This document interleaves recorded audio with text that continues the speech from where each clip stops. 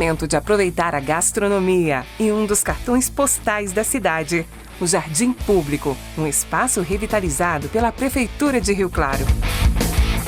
O evento contou com 15 food trucks, com cardápios diversificados para todos os gostos, além de área para crianças.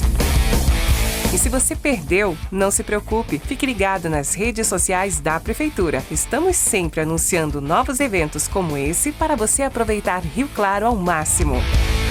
Prefeitura de Rio Claro, respeito pelo povo e amor pela cidade.